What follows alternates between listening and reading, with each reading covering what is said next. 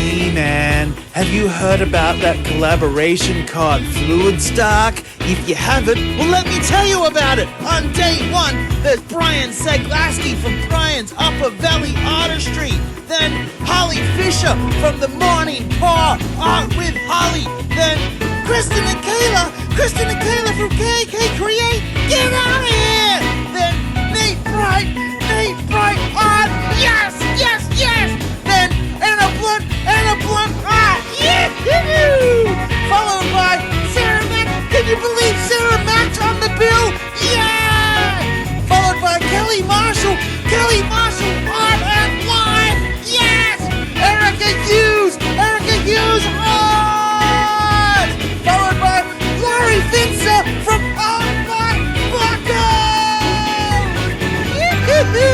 Then on day two, there's Lisa Marvin from Lisa Marvin Art! Yes! No way! It's Jack Hunter from JHA Art Studios! Then we've got Julie Eber from Acrylic Painting with Julie E! Followed by Moose from Moose Crazies Flowing Canvas! Then we've got Mina Villegas from Mina Villegas Art! Then would you believe we've got Angie Mason from Angie Mason Fluid Art! Followed by Marcy Farrow from Mixed Media Girl! Followed by Karen Dirksen from Waterfall Acrylics! Then we've got Garrick Brown from Garrick Brown Art Studio! Fluid Stack is presented by Nathan Lindsay from the Fine Art of Distraction! Yee-hoo! So come with us and join in with all the fun over 2 huge days with all these amazing artists! Fluid Stock, the Flower Child collaboration!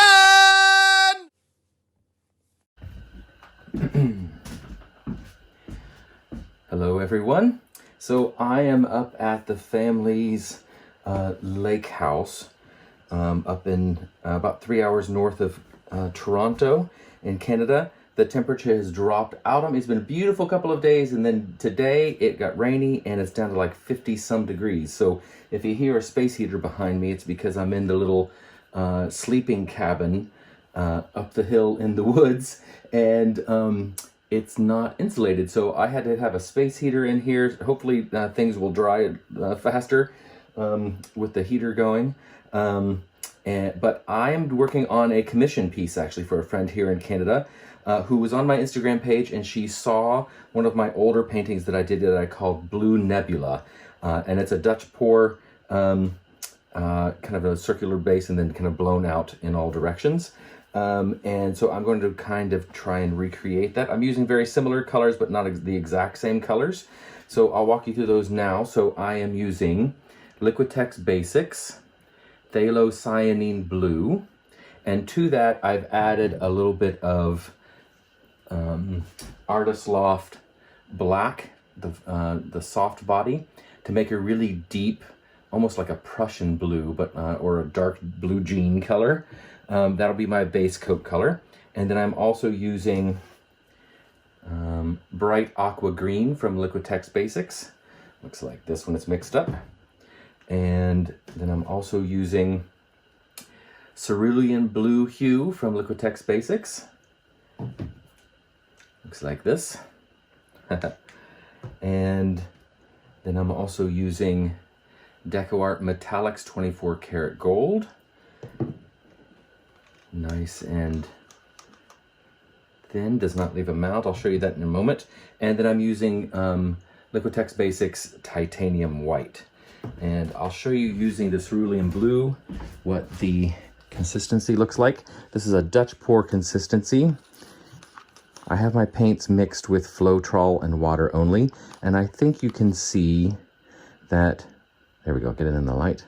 I think you can see that it leaves no actual mound. The mound, when it hits the surface of the paint, I guess there is a slight mound, but it disappears immediately. It doesn't create a mound on a mound, and disappears completely, and does not leave a trace when I swizzle it around. So that is my Dutch pour consistency. All of my paints are that consistency. So I'm using, I've set up this, my little temporary studio here. I forgot to pack my hair dryer. So I'm using a brand new hair dryer that I've never used before. I'm keeping my fingers crossed that it doesn't make a difference. I don't think it will, but it does have a cool setting on it, and it does have several speed settings, so I should be able to maneuver that.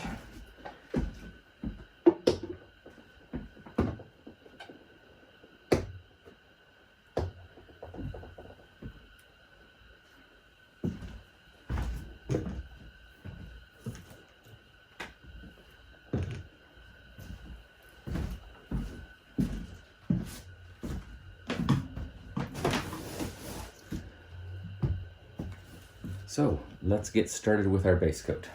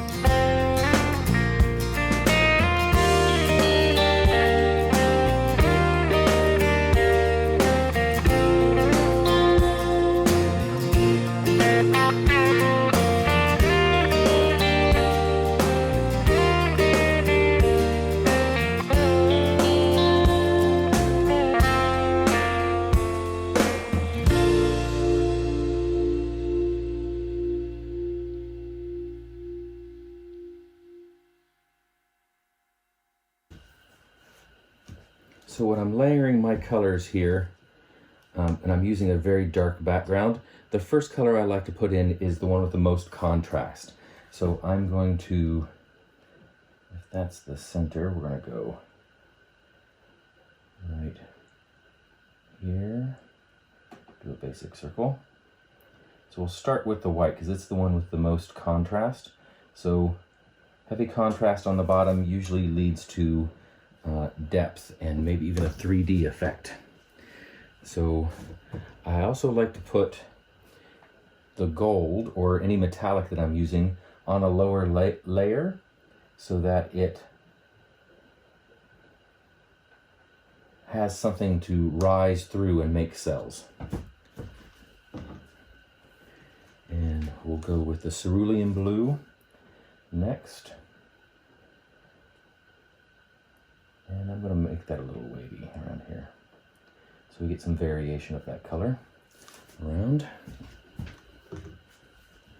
And then we'll end on this vibrant turquoise color, the bright aqua green.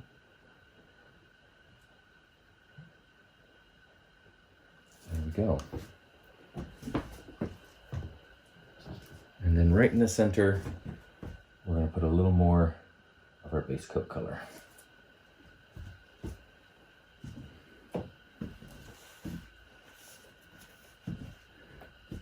Give it another torch. I see lots of air bubbles.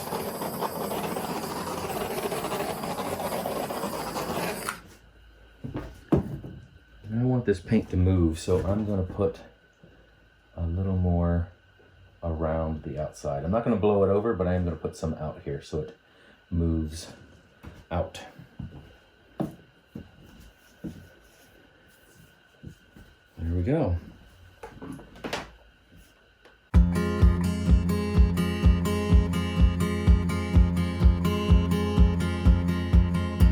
We were riding high. Do you remember?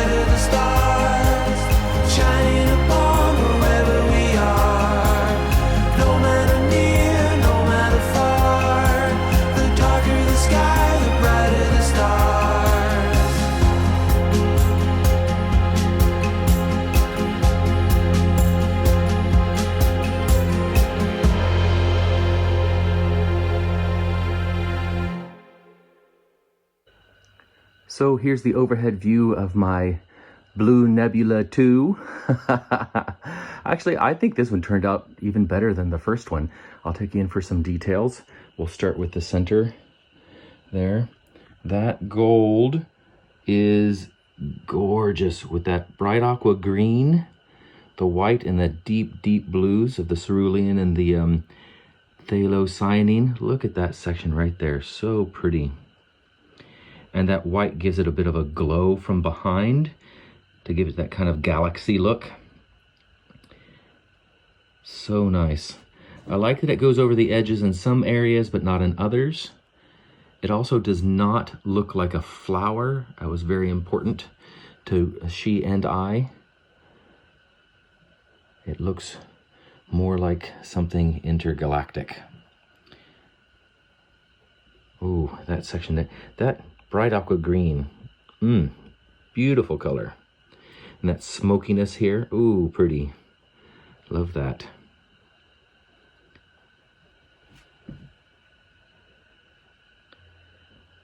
There we go. So quick and easy. Nice little, oops, there we go.